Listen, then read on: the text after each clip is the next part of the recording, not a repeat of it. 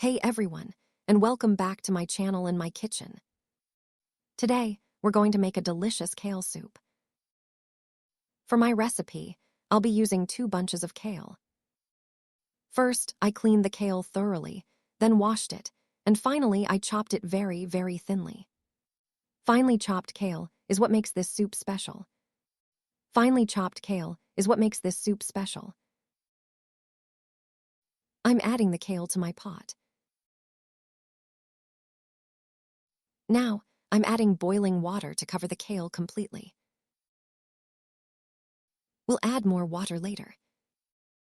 This should be enough to cover it. I'm putting it on the stove.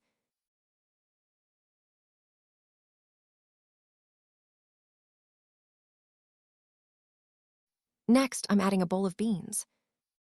I have some pre-cooked beans from the freezer. And now, I'm adding a bowl of corn. I'm putting the lid on. We'll let it simmer until everything is nice and tender. Let's cook this for at least 20 minutes. For the soup sauce, let's chop 2 onions.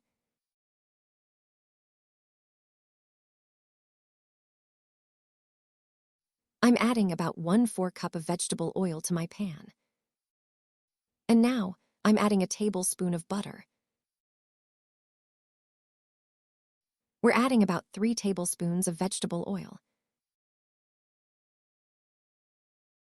Let's sauté the onions until they're nice and soft.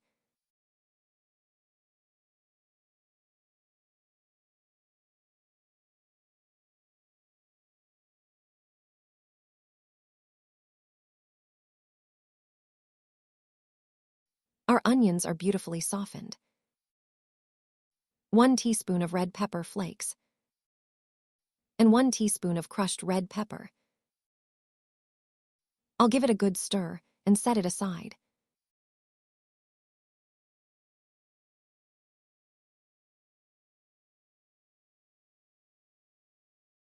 Now, let's prepare the thickener for our soup. Into a mixing bowl, I'm adding 4 cups of flour. Let's add some water to it.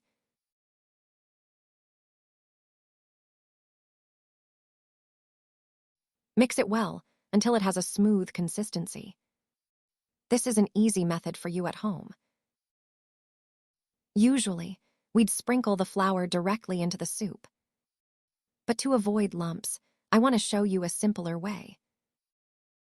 Let's get our flour mixture ready.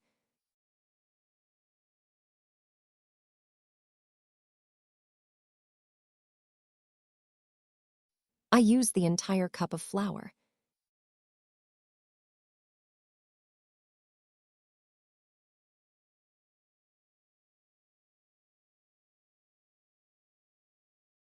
Let's check on our pot. Everything's softened nicely, and the water has reduced. We need to add some more boiling water. I added quite a bit of water. I'll give it a stir and check the consistency. It needs a little more.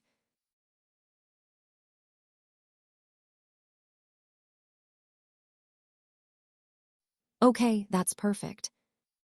Now, let's bring it back to a boil. Once it's boiling, we'll add our cornmeal slurry. So, we had prepared our cornmeal mixture for the soup. I'm adding the sauce and immediately stirring. If it seems too thin, you can always sprinkle in a little more flour mixture. Just like this. Let's add all of it in. And I'll wait for it to boil again. In the meantime, I'm adding salt. Adjust the salt to your taste, of course. I added about 1 teaspoon, and then another ½ teaspoon. And I'm waiting for my soup to boil again. Now, I'm adding the sauce to my soup.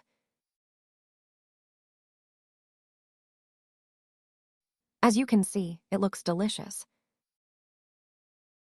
I'm giving it a quick stir.